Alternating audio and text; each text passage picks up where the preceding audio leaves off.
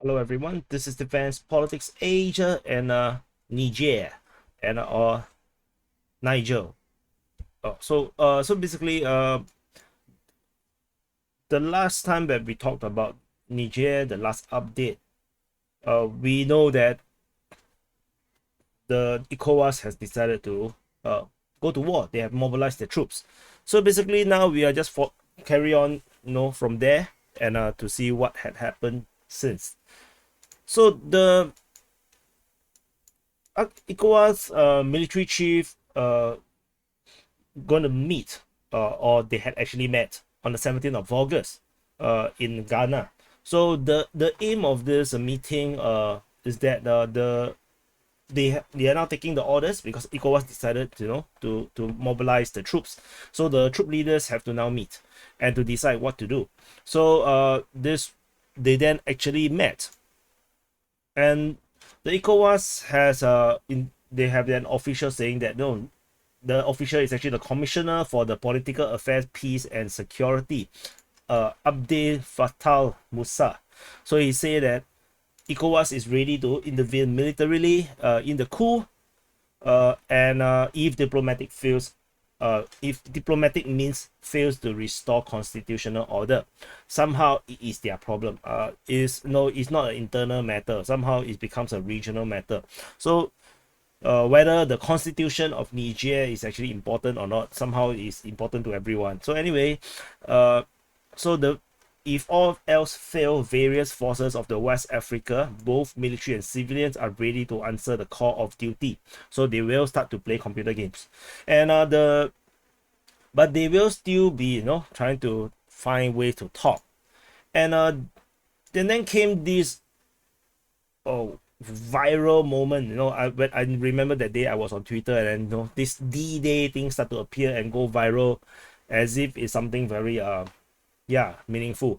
So anyway, the ECOWAS, after the meeting, so they met, right? So the meeting, they say that they are now ready to go as soon as the order is given. The D-Day is also decided. So is there a D-Day or is there not a D-Day? If you go only when the order comes, and then yet you have a D-Day, that means you already have a God order, or you are just making up a D-Day. So anyway, the D-Day is decided, and they have now agreed, and they will be fine-tuning what is required for this military operation. So they are currently still trying to do mediation through diplomatic means into the border, into Niger, and they still have not shut any doors. So this is a threat. They are threatening Niger with military action. They are saying that we already had a D-Day. We are prepared to invade, but we still want to talk. And so they basically say that this is basically what they said. Then we ECOWAS. Oops, let me see. Still defense ministry meet. Okay, sorry, I pressed the wrong button. So ECOWAS, as they said in these previous statements that you have heard, they actually sent a representative to Niger to meet the junta, and they are accompanied with a United Nations special representative. So this is a last-ditch diplomatic effort, so-called, to reach a peaceful solution. And they have arrived with a joint effort by the United Nations for West Africa, and then in the Sahel, Leonardo Santos Simao. Sounds like a footballer. Anyway, the UN spokesman, Stephanie Dujarric, said that Simao will meet with the junta and the other parties to facilitate a swift and peaceful solution. So they say that they want to see a return of constitutional order, and a liberation of the president and his family, and restoration of his legitimate authorities. So this is not a peace talk. They are simply just there to ask for surrender. They are basically go to Niger and say, surrender.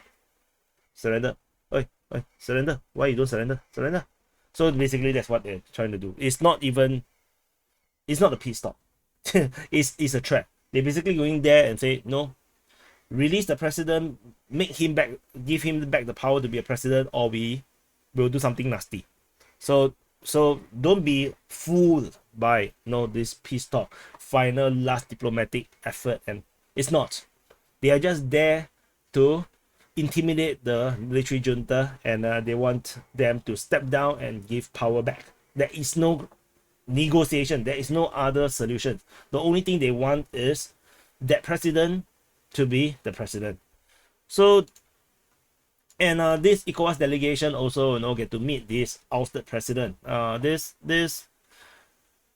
Bazoum guy, which is very interesting. Everybody cares so much for him. They love him so much. I have no freaking idea why. Like I never even heard about him before this entire coup.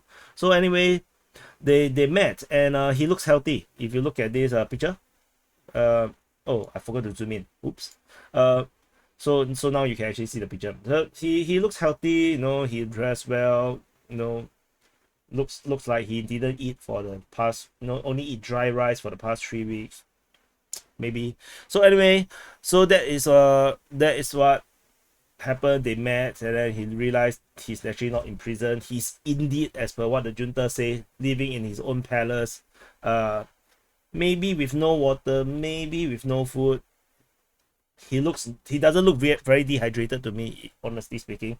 So the Niger Prime Minister, this is the new one. This is the appointed by the junta. He said that his name is Zaini.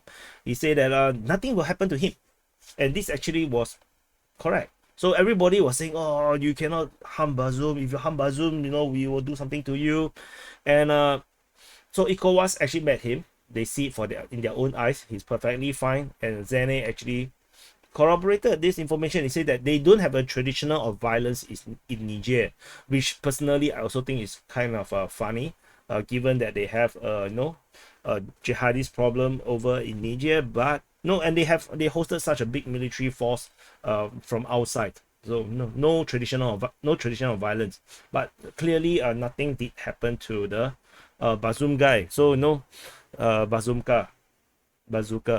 So anyway, the junta in this meeting with ECOWAS, they actually really believe in the negotiation. They actually try to negotiate instead of ECOWAS one-sided deal. The ECOWAS leader Chiani, Abdurrahmane Chiani. So anyway, Chiani said that the transition of power from the junta to the civilian will not go beyond 3 years. So they are quite confident about the timeline, and they say that a military intervention will not be easy. So basically, a threat against a threat, to say that if you threaten us and you actually go into us, we will threaten you, and then we will go into you. Sounds pretty gay, but anyway, he said that our ambition is not to confiscate power.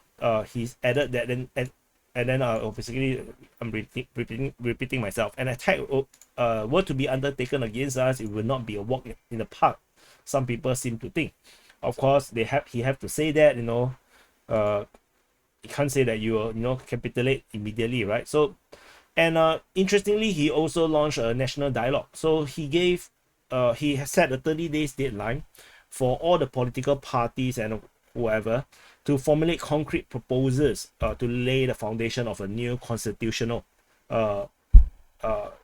system or life. The word here they use, life, constitutional life. So basically, it's a reform. It's a revolution, and they basically asking all the political parties and people, probably also offered to the elites, to have a national dialogue, to give your proposals how they should reform the country. And definitely there must be some kind of undertone in terms of like no French, no foreign powers, no colonialism and whatnot. I believe that will definitely be the case. And to create a new Niger Republic of sorts. And clearly, this does not went well with ECOWAS, because ECOWAS didn't really care about the Nigerian life. They only want Bazoum's life. So they say that it yielded no results and were unsuccessful. So this ECOWAS delegation talk with the Niger junta has failed. As I mentioned, it isn't a talk. It is a ransom. Okay, that sounds a bit funny. Like the person which kidnapped the other guy was getting ransomed. But anyway, it's actually a threat. So clearly this is not going to succeed. It is basically a repeat of Ukraine and Russia, the chicken language and the duck and the duck talk duck language, and both agree that they are not goose. So ECOWAS say that they reject the junta's transition plan. The 3-year plan, they say that this is just smoke screen for dialogue and diplomacy. They say that this is just a smoke screen. They say that this is not real. They don't believe in it, and of course they don't believe in it because there's no Bazoum involved in this dialogue. So yeah. However, this does not mean that a military action is so clear cut. The PRP, basically the second biggest party in Nigeria, has cautioned ECOWAS against military action. They say that the war, or the party's national chairman, El Haji Falalu Bello, they basically make a call and say that the war will destabilize the entire Sahelian region and led to the spread of violence and instability to other countries and the West African sub-region.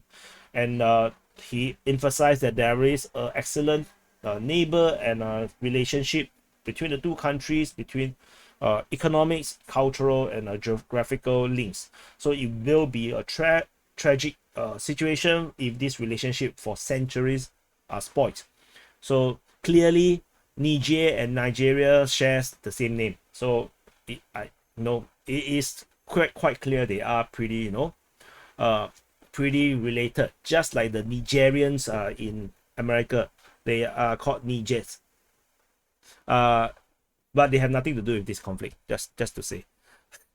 Poor joke. I'm so sorry. That's a pathetic joke. So anyway, and this pullback within Nigeria, because Nigeria is the biggest force within the ECOWAS right now, and the president of ECOWAS is also the president of Nigeria. So that's why this is important. Some of these things that happening within Nigeria can indicate the direction of ECOWAS.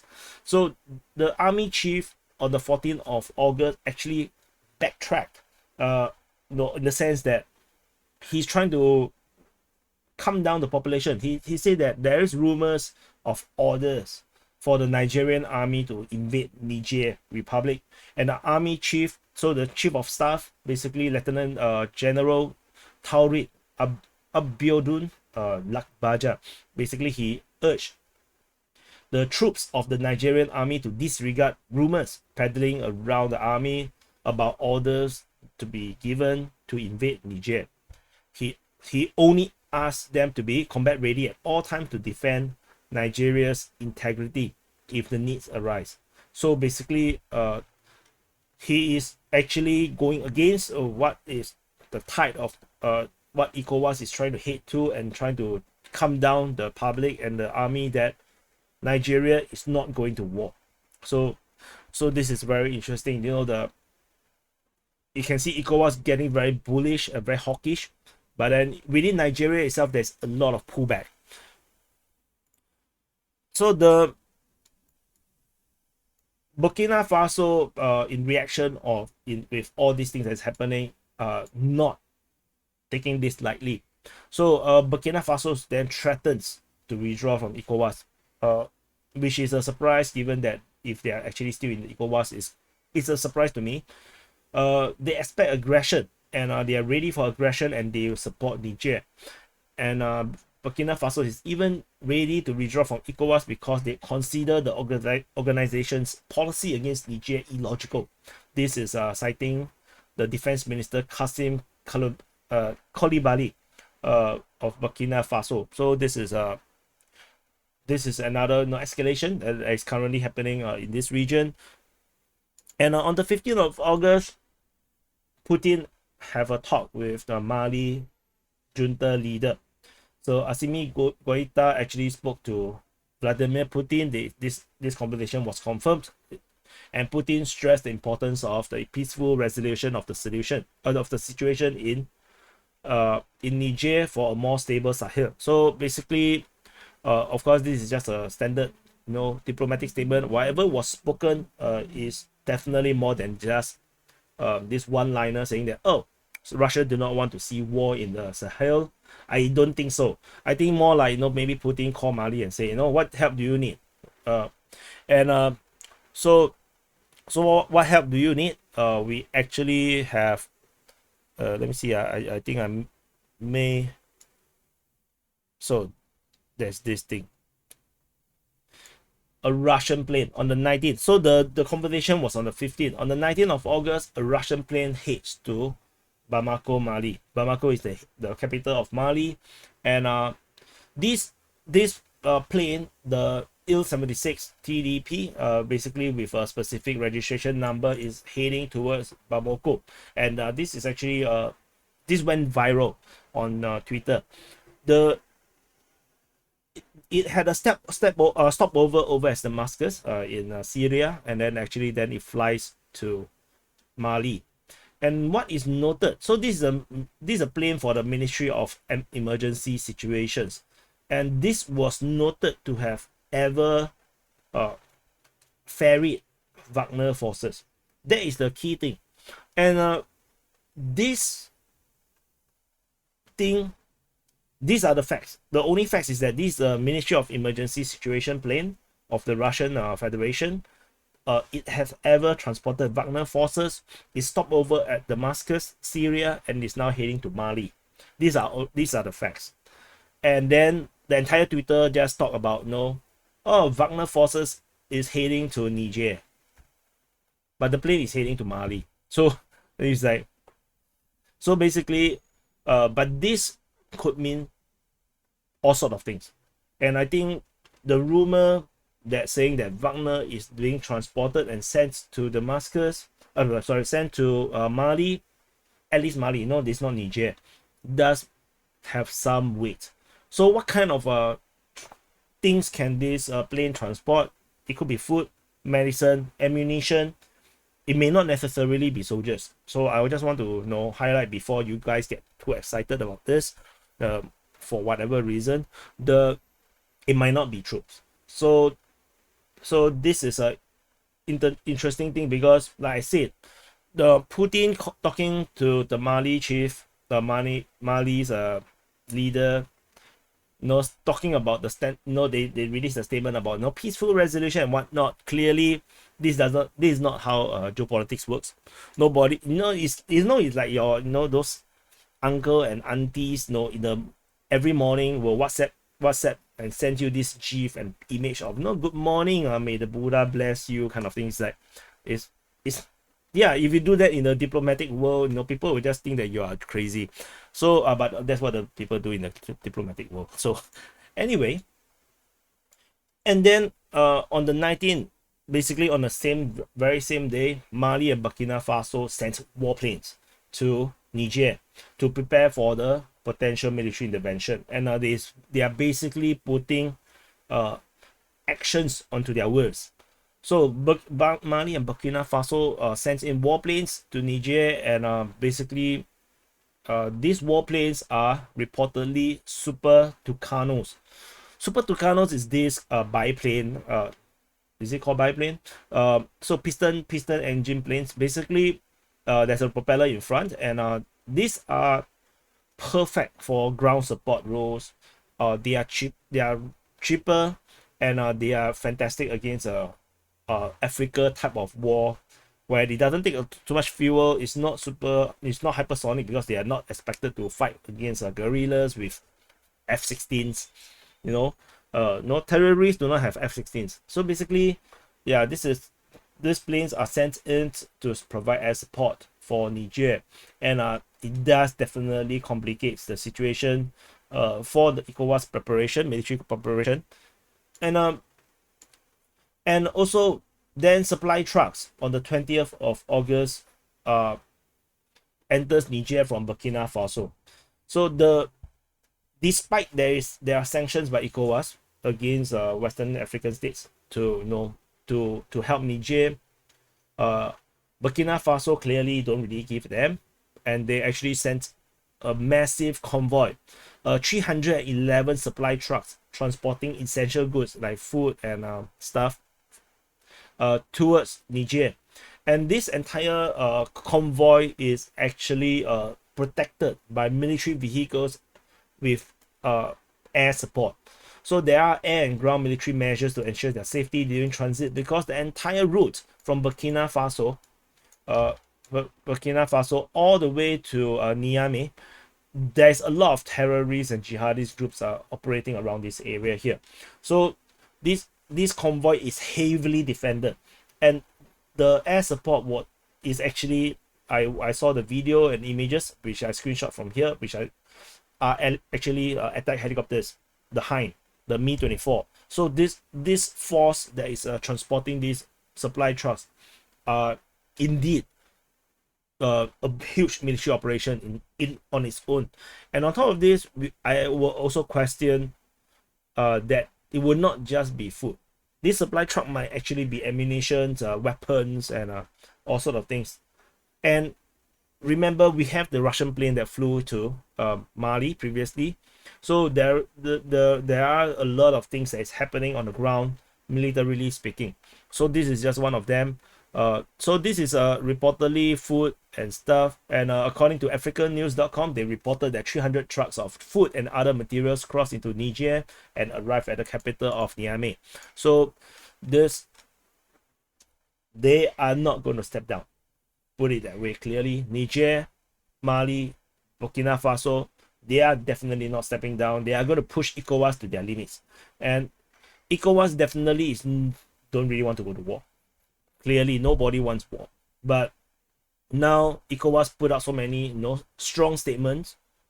It looks like World War I is going to happen. You know why World War I? Because that's exactly how World War I broke out. Nobody wants the war. Nobody gives a damn about the people who died that caused the war.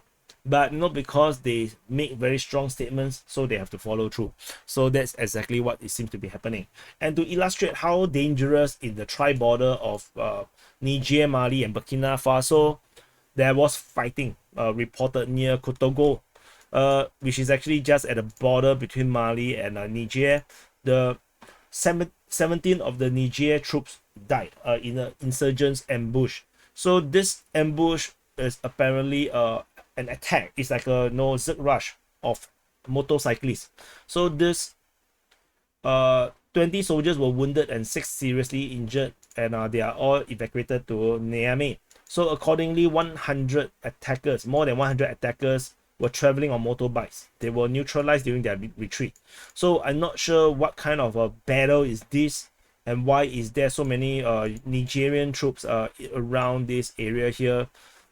Maybe it's a border crossing. I'm not sure, because are they even border customs? I'm not sure. But anyway, this also shows you how complicated the entire situation is over in this region here, and which is also why that convoy of trucks and everything is so heavily defended, because it would be a huge coup. I'm not sure is that the right word, but basically a huge harvest for the jihadis or the terrorists if they are able to intercept this entire convoy. And then I show you another situation about the military changes around this region, which is it will blow your mind. ISIS West Africa reacted to this geopolitical change in the situation surrounding Niger. The ISIS West Africa shift their forces to the Nigerian border amidst the ECOWAS military intervention fears. So the ISIS affiliated force, the ISIS West Africa, they have moved their bulk of their forces from Niger to the Nigerian border, and they are preparing for this military intervention by ECOWAS, which is like, wow, why ISIS is involved in this Niger ECOWAS stings. And so according to a Nigerian newspaper, Daily Trust, they reported elite fighters from the ISIS West Africa commenced a strategic redeployment from their coastal and Niger positions, and they are now concentrating within the Lake Chad vicinity of Nigeria. So this is Lake Chad. And they are actually now around this forested, I would say, what would you call this, oasis around the border region, the tri-border region between Nigeria, Chad, and Niger. So basically, they say that the rationale is rooted in the nervousness of the organization view of the potential military interventions by the ECOWAS coalition, and this they are concerned about the border restrictions that will be imposed, which is like, wow. My mind is blown. So there, I just want to say, there is always rumors and also my own suspicion that no, a lot of these jihadist group, Al Qaeda, ISIS, all these are powered and funded, armed by CIA, and so they are some kind of distant American asset. And so with this we can also see a possibility that United States is not going to want ECOWAS to succeed in this military operation if ISIS is under the American control, and they are sending forces all the way to the other end of Nigeria, and this is likely to going to pull forces, to stretch the ECOWAS forces, because most of the battle is going to be around this entire blob of icons where the capital of Niger is, Niamey. So the battle is going to be on in this multi-border region. But to have ISIS not appearing all the way in the edge of Chad and Nigeria, this is definitely going to be a security concern for Nigeria as well. But of course, Nigeria has a big army, so but they do have problems with jihadists. They have not defeated all these jihadist groups. So let's see, within Niger itself, the people are also activating.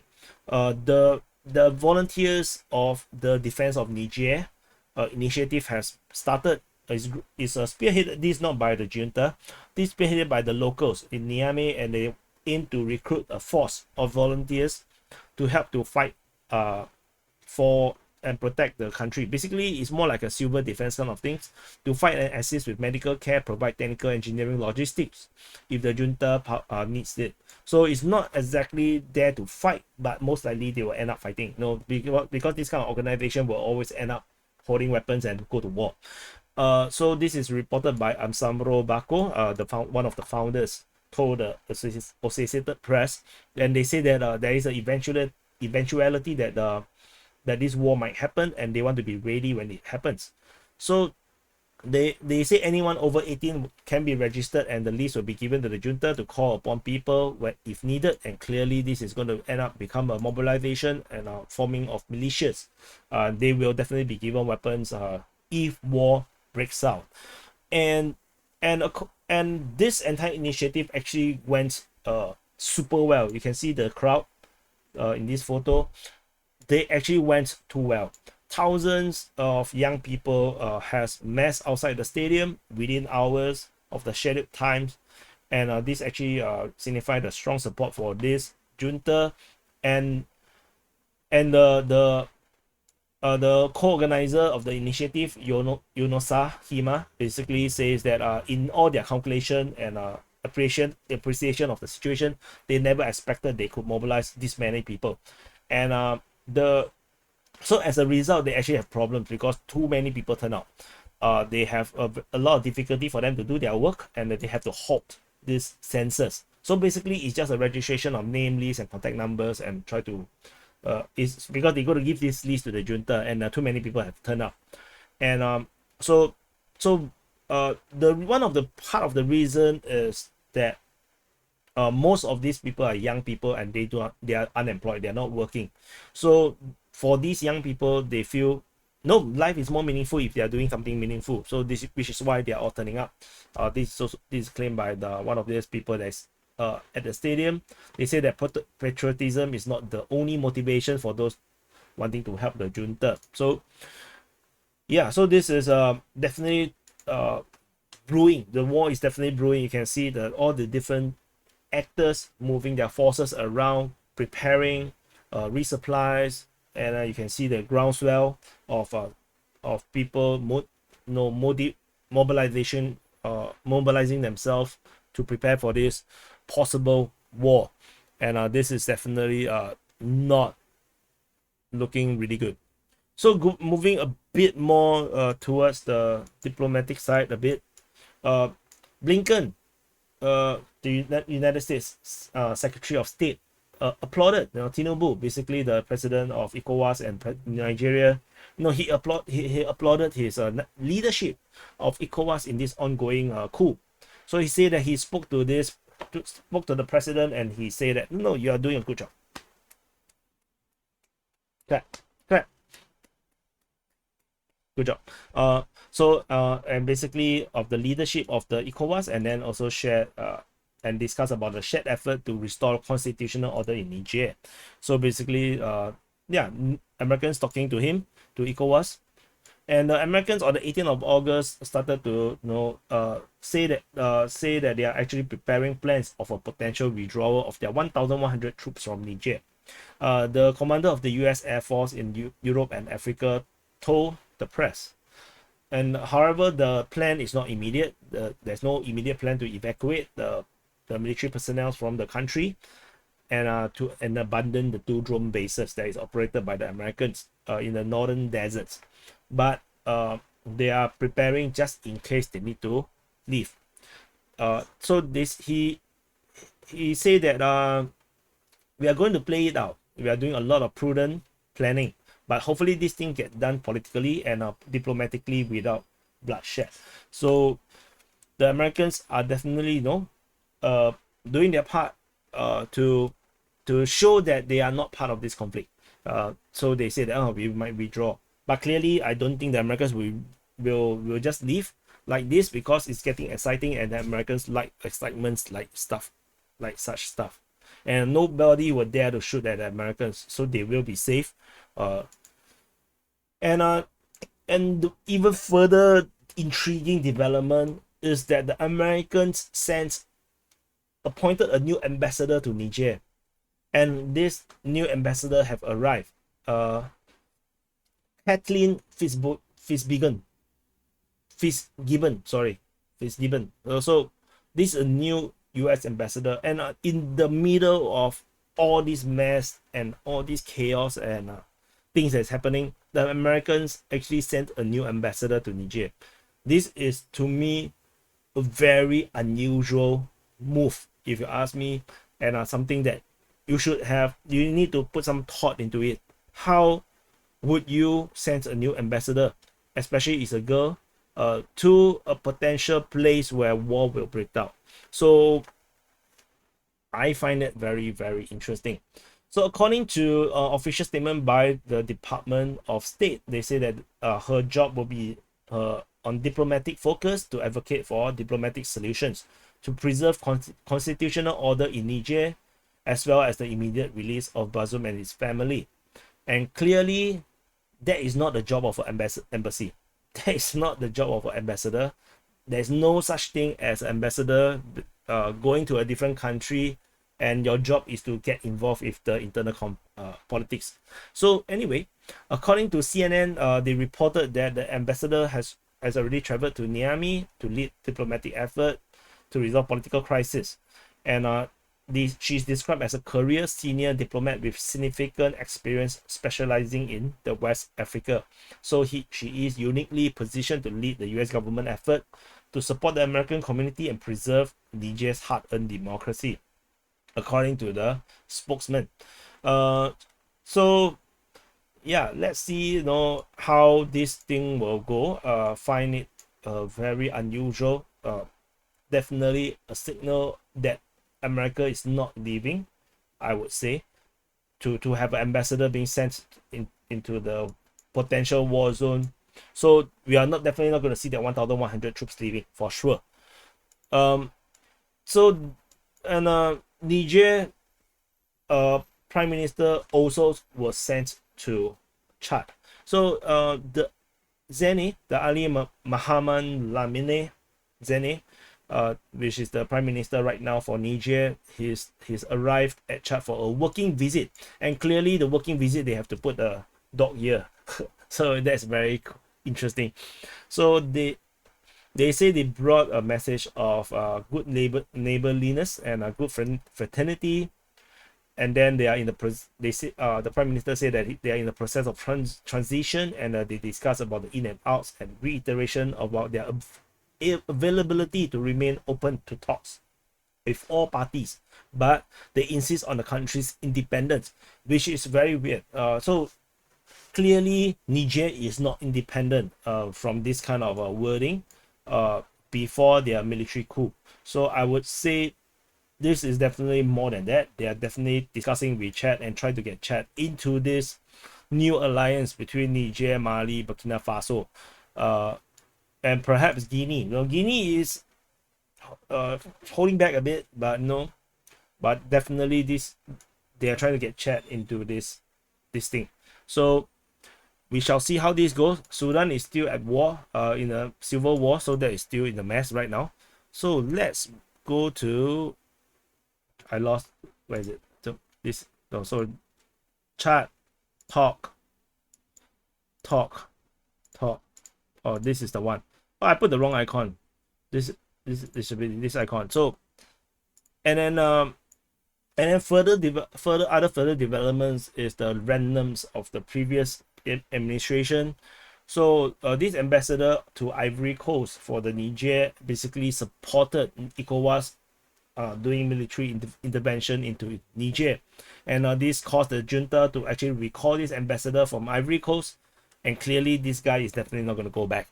The Jibo Dauda, the chief of staff of Niger of the previous administration as well, he appeared. Now he's now actually in Ghana.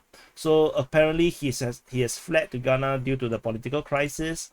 This chief of staff maintained that the disposed government is the true government. So the Bazoum government is the true government of Niger. This is his insistence, and he urged everyone, urged onlookers not to believe broadcasts coming from Niger indicating support for the military regime. So I will also say that could be possible, except that we did indeed have photos from the ground by press showing there are indeed still a lot of ground support for the coup. So so let's see how this goes. Definitely we are not getting the full information, but yeah, whether you are for or against the military coup, for or against ECOWAS military intervention, or coup or for the Niger junta's plans for transition, it doesn't really matter, because most of you guys don't live in Niger. Anyway, okay, so Germany have backed EU sanctions against the Niger military junta. So allegedly, Annalena Baerbock, I don't know how to pronounce his name, the foreign minister, held talks with the African Union, the US Secretary of State, and other stakeholders. And as a result, Germany decided to support the EU sanctions against the military junta. So the German development minister, Svenja Scheuze, also met with ECOWAS.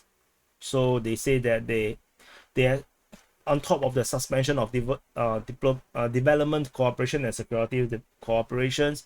They are now in the EU to introduce sanctions against the putschists. So putschists is basically people who take power, which is a coupists. And then we have the United Nations Human Rights Chief saying that the Niger president treason case. So basically, Niger is going to have a treason case against the President Bazoum, saying that they have evidence, and they are saying that this guy is committed treason against the country, and to aiding people from overseas or being corrupted, whatnot. And the United Nations High Commissioner of Human Rights, somehow Volker Turk, say that the division is politically motivated and has no legal basis of a normal functioning democratic institution. And I find it extremely unusual. Why is the United Nations Human Rights Chief making statements in this way? You are United Nations, you're not supposed to take sides. Like, that's my point. I don't think you're supposed to take sides. Your job is human rights. So I don't know. This is just doesn't work for me. And also that, whether legal basis or not, the legal basis, the law is set by the country, not every country's law is different. So to say legal basis feels weird. And if the new ruler say that this law have changed, the law has changed. So you cannot from outside decide that no, your change of law is illegal. It's not. There's no such thing. No. So yeah. Anyway, he claimed that the very notion of freedoms in Niger is now at stake. They say that the generals cannot take it upon themselves at whims to defy the will of the people. So the rule by guns have no place in today's world. So my question would be, what if tomorrow Niger launch election? Would it be legitimate?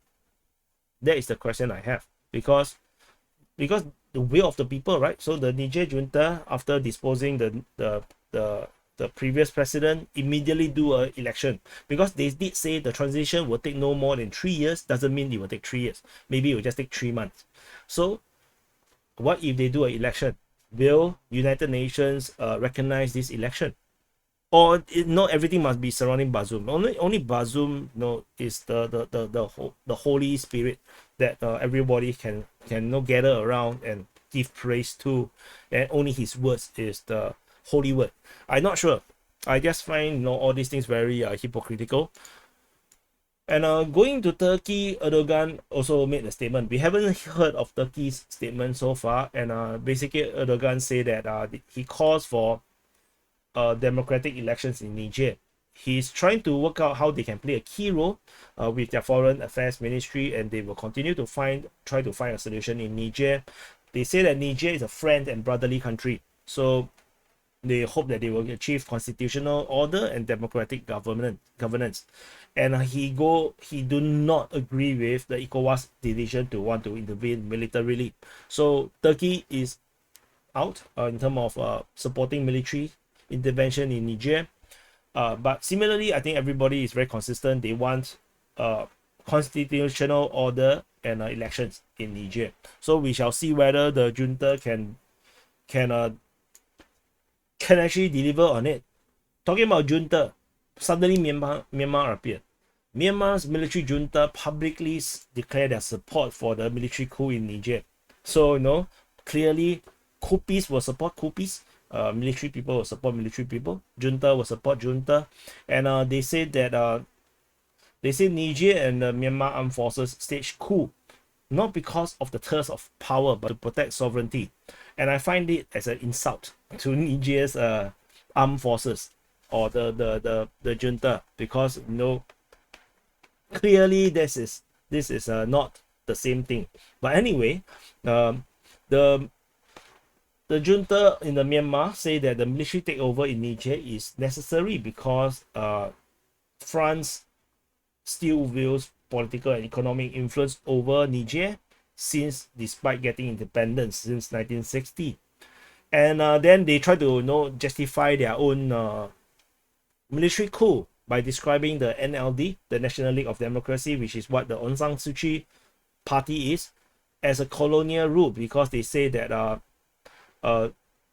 Myanmar should be Myanmar first, and Niger should be Niger first, stealing the tagline and the slogan from Donald Trump. And my mind is like, what the hell, man? So anyway, yeah. So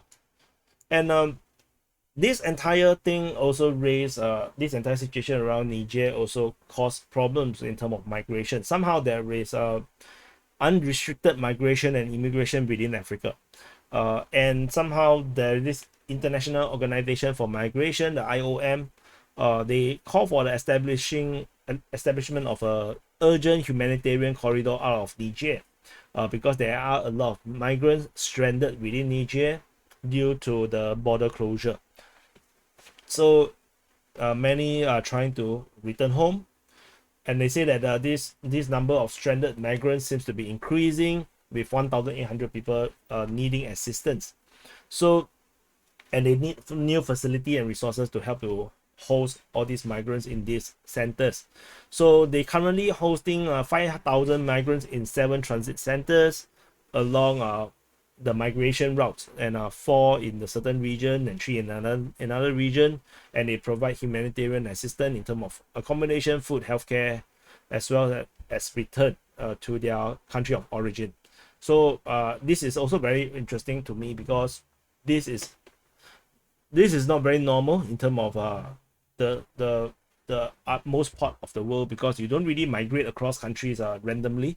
So anyway, they say that in the first half of 2023, 60,000 migrants have traveled through Niger, including migrant workers and unaccompanied migrant children.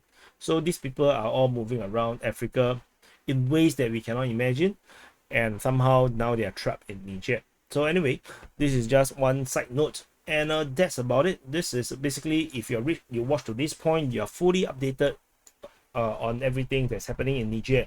And for those that are totally lost, you can actually go to the playlist. I have created a new playlist, a Niger crisis playlist, so you can actually go to the beginning and watch through all the news and developments around this region, and you will know fully and like an expert about everything about Niger. Anyway, thank you for watching. Do press the like button, subscribe. Press the like button, like very important, because you press the like button, it will push this video to more people, and then will encourage me to continue to report on Niger, because more views means more interest, means there is a reason to report on it. So anyway, thank you for watching, and I'll see you in the next update.